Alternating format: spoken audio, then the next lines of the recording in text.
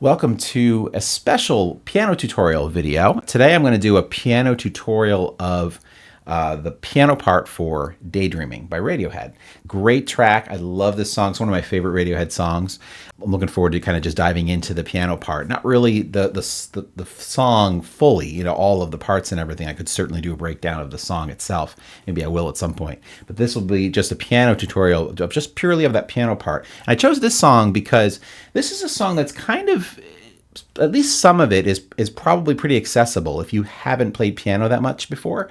I can kind of show you the shapes and kind of put your fingers in place and try it a little bit. So even if you're not you haven't played too much piano, or maybe you're kind of a beginner and you haven't done that much, it's cool sometimes, you know, to play a little above your level just to kind of get a feel for things. So I'm looking forward to kind of showing you where you put your fingers and trying to simplify it a little bit in terms of, or at least explain it in a simple way so that it feels like it kind of makes sense. To my knowledge, this is what's played on the track. There's one little thing that may be slightly simplified, and I'll show you what that is. But it doesn't make all that much difference, honestly. So I will show you that as well. So let's get right into Daydreaming. So there's three sections of the song. There's an intro, there's a verse, and then there's a kind of a chorus, which isn't really a chorus. It's just, I guess you can kind of call it a chorus. There's no lyrics to it. It's just instrumental. I'm going to break down each of those three sections. Now you'll find that the verse is pretty similar to the intro. The intro is going to probably take the longest to break down and show you the different parts.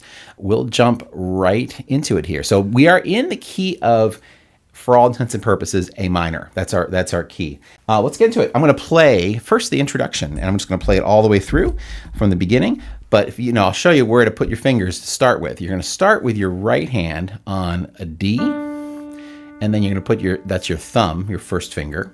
So piano fingers 1, 2, 3, 4, 5. So, but that's the fingering for piano. 1, 2, 3, 4, 5. First finger on D, second finger on E, first and fifth finger, on A. So your right hand is what you would probably just call a D minor position.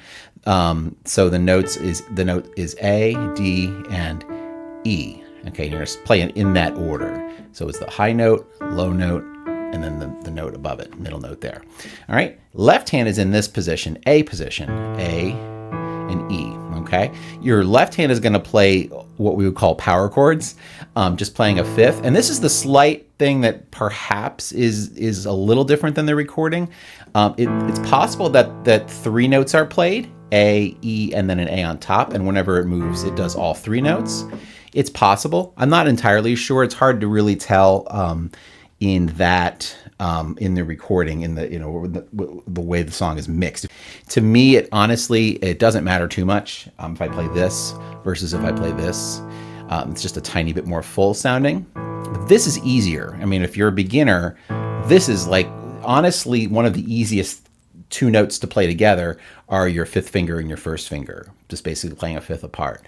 And in fact, when I teach piano and I teach my classes, I will usually teach the outer notes first before I would say add a middle note to it, right? So pretty easy, to just find those two notes and just hit them. So what I will say too is if you listen to the song, you hear it, the piano part fades up, and obviously it was probably played for an extended period before you actually start to hear it, So I'm sure the sounds at the beginning were what they wanted to hear, and then they faded up the piano part as it had been playing a little bit. So it starts on this chord. That's what the first thing you hear is this as it fades up. And then it goes to this one right here. I'm going to start it here because this is actually where the pattern starts, and that's where the verse starts. So I'm going to kind of start with that. So yes, there is a little bit before where I'm going to start. Okay, but that's just because it's fading up kind of the end of the phrase a little bit. So here we go. What I'm going to do is I'm just going to start with the right hand. I'm going to basically take you through each note in the right hand. So what I'll do is I'll do the first half of the intro. We have three notes. Every one of these that I played in the intro, okay, each of the shapes make up at least most of them anyway, make up a second on the bottom, and then a fifth from the bottom note to the top, right? So a fifth would be from like D to A, right? So you have this.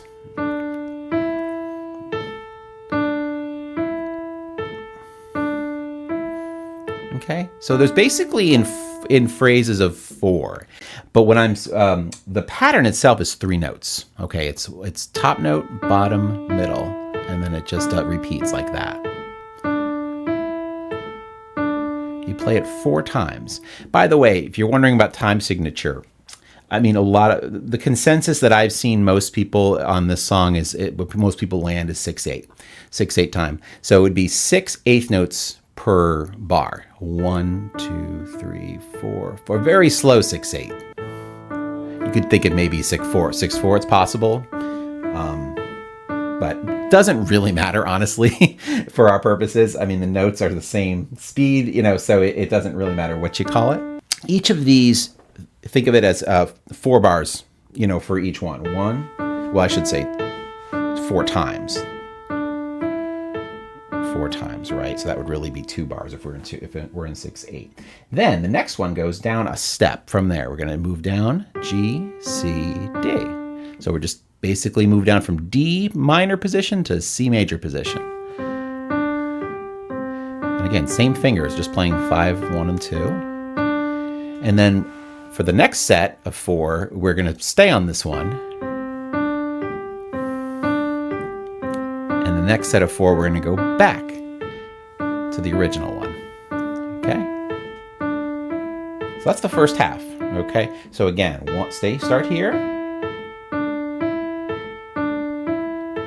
Next set, going down a step. I'm just using 5, 1, 2 for every single one. And back up for that last one. And then we're going to start the next part, which is continuing here. And again, it's going to start like we did before. So now the next 4, we're going to go down a step again.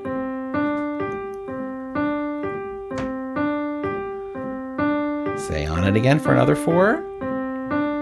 Now, instead of going back up like we did before, we're going to go down one more. Now this time, we're going F, B flat, C. So you have to take your thumb, place it on this black key here, which is B flat. The black key to the left of B. So here's B, there's B flat. So we're going to place the thumb on that note.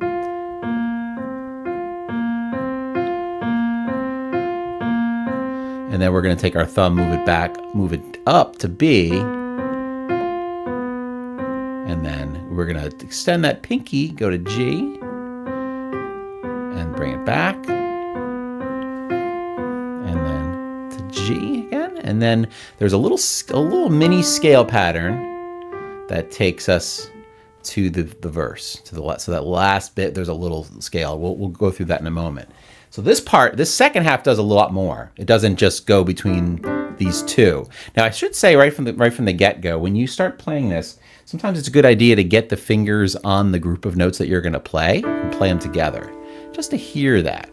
Okay, if you're curious about the name of the chord, in full, this is an A sus4 chord. Okay, A, so A, D, E. Okay, that's the full chord from bottom to top, basically, right? Up here, it looks like it's the D sus2. That's the same exact notes, actually. So it's just the way the notes are arranged changes what they're calling it. Okay, but it's an A sus4. So okay, so again, so this is the second half now. We go here 4 times, right? We're doing everything in 4s. And then go down again for another 4. And then another 4 here. 1, 2, 3, 4. And then we're going to go down now. 1, 2, 3, 4. Now here we're going to do 2s. And this actually is going to, so we're going to go F, B, C, F, B, C. Next to G, B, C, G, B, C. So for that, you have to just extend that pinky up. It's a little tricky because you got to keep these fingers here. A lot of times when we extend the pinky in piano playing, usually, unless we have to keep these fingers here, we can kind of extend the other fingers as well to make that what we call a sixth there. But to make that sixth, you still have to extend the pinky and kind of keep these fingers in place. It's a little stretchy, right? Then we're going to go here again, and then to that G one more time, and not play the rest of the pattern, because what we're going to do now is play a scale. And it does kind of start a little bit like the pattern, because we play G, C, D, but then we continue up, okay? And then we end up on the A at the top. Now I just purposely did some not great fingering there, because I just wanted to show you the notes. So it's, I'm going to go.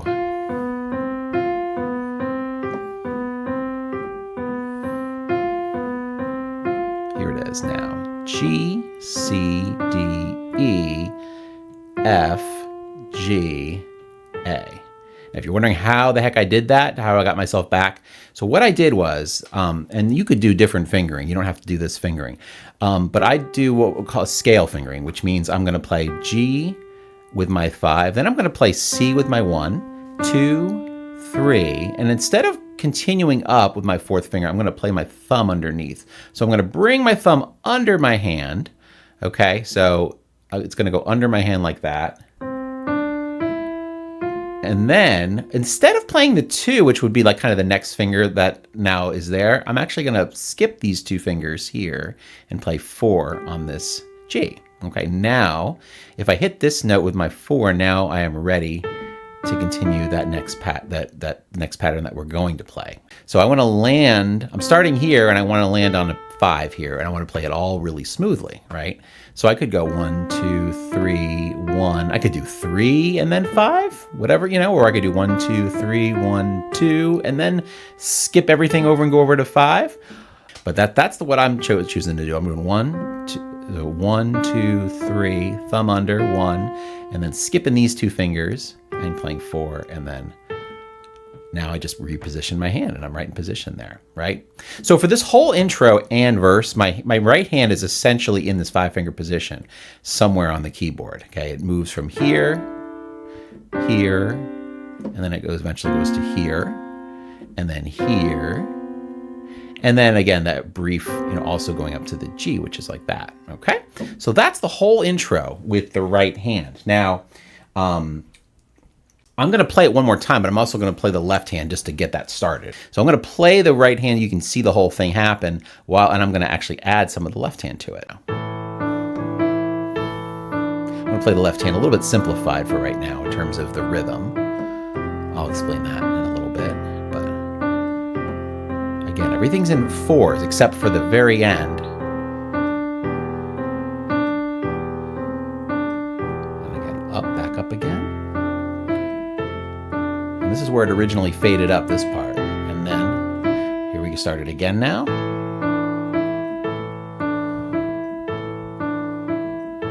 And then down again to the next one down.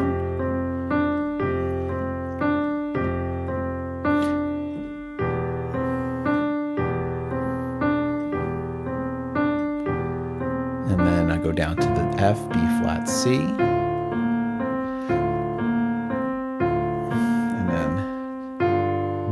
C, G,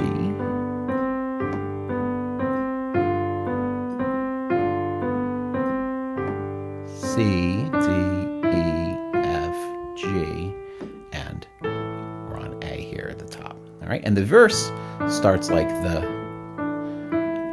intro. Okay, I played some of the left hand just to give you an idea of what's going to happen there. So that's the right hand. Now, left hand.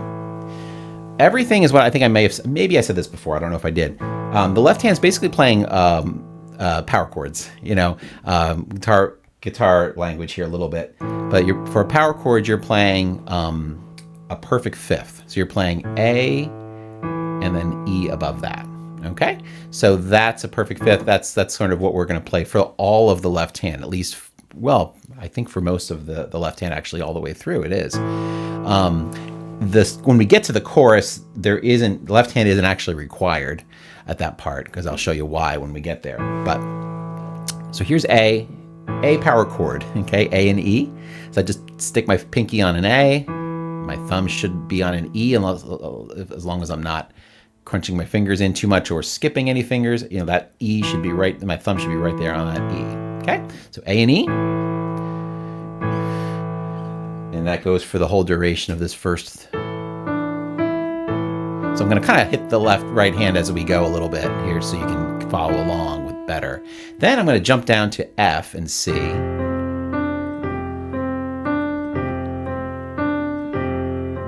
Okay. And then while I stay on this, same one on the right hand a second time, I'm going to move down to E and B. And then I'm going to go back up to F and C. Okay, so again, like I did with the right hand, I'm going to show you that's the first half, right? So first half, it's A and E. We change to F and C.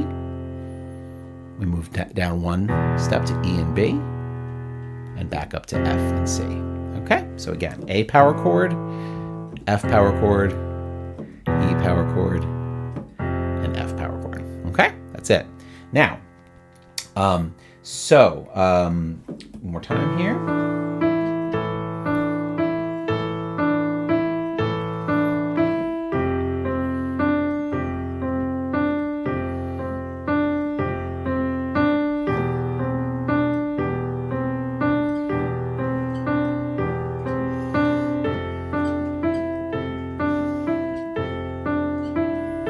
Okay, let's continue now. So now we're on the A power chord again.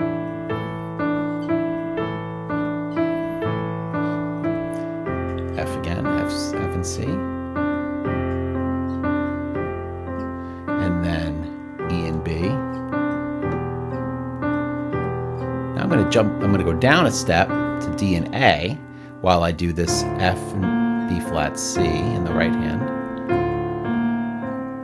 It's kind of like a D, it's a D power chord basically. And then I'm gonna go up. My biggest move in the left hand is right here. I'm gonna go to G and D. So I was here.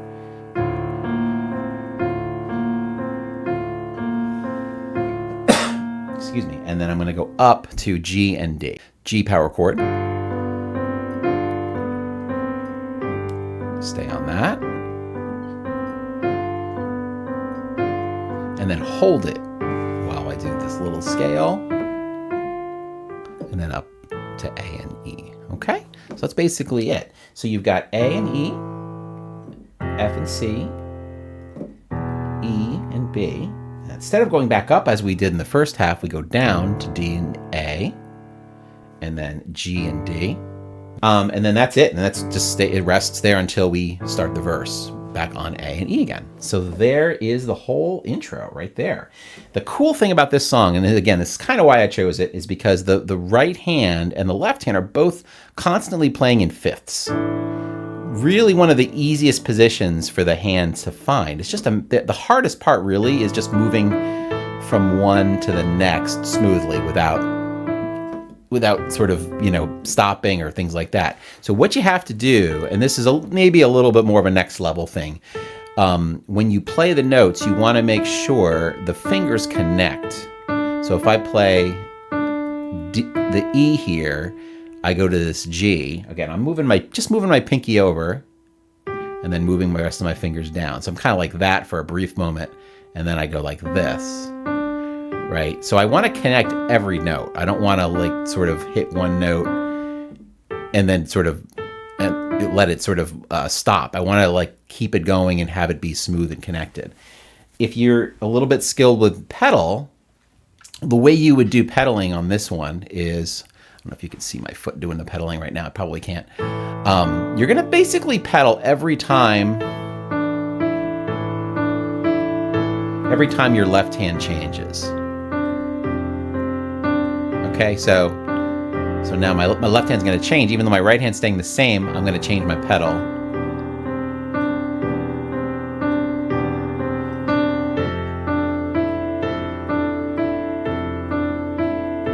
And so on like that. So you would just pedal each time your left hand changes. You would change the pedal. The other exception to that is if you change the chord while not changing the left hand, you got to pedal again. So like when I get here, oh, sorry, I guess it'd be here, right? Sorry, I'll start here. And then I'm going to pedal here. I'm going to pedal again, even though it's not much of a different chord. It's mostly the same chord. And then here, I don't believe he uses pedal on that in the recording, and I probably wouldn't either, just because it's just a straight scale there. It might sound cool to kind of to let all the notes ring, which is fine. You know, certainly feel free to try that as well. All right, now verse. This is really, once you get through the intro, you've gotten through the bulk of the music of the intro and the verse, because the verse is just basically repeating the first half of the intro, I think 3 times. Okay, that's basically, so we don't do any of this again at all. That's only happens in the introduction. So it's one of those rare instances in a song where the intro has more music than the actual verses, the verse does. So here is the verse. I'm just going to play it with both hands now.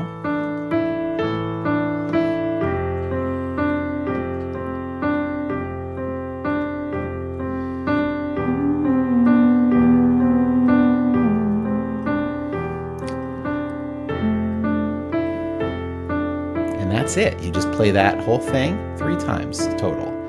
So we start it again.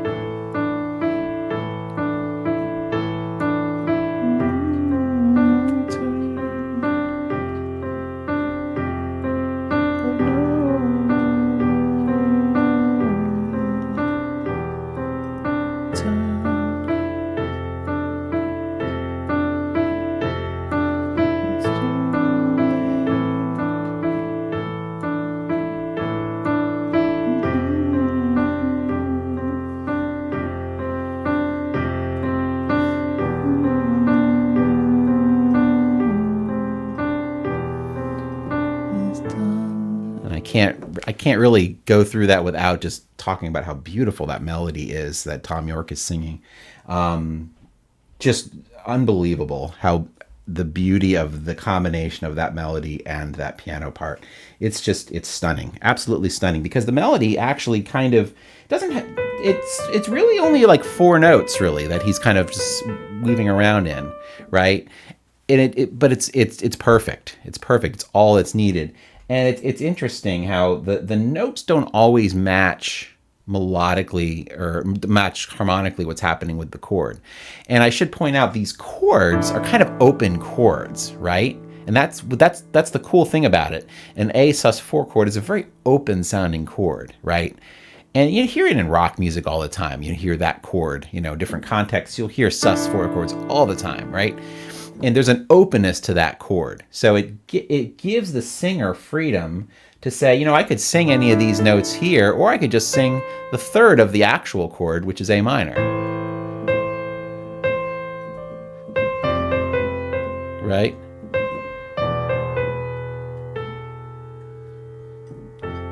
Right?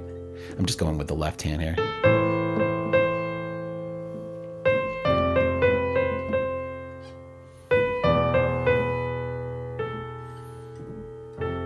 Right? So it's by itself, you know, and then if you have that, I don't know if I can do this.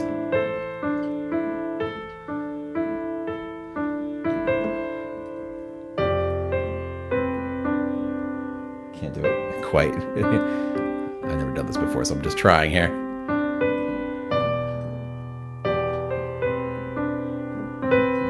That dissonance. Beautiful, beautiful. Just creates that, you know, creates that dissonance there. So the notes, you know, are kind of the part. Sometimes they're kind of part of the chord, sometimes they're not. Sometimes he rests on a dissonant note. It's just stunning. So little sidebar there, because again, this isn't a breakdown really of the whole song as much as the piano part. But I cannot possibly talk about this song, but any part of the song, without addressing the absolute beauty of that vocal melody. It's unbelievable. So now that's it. I mean, that's the verse and of course the intro before that as well.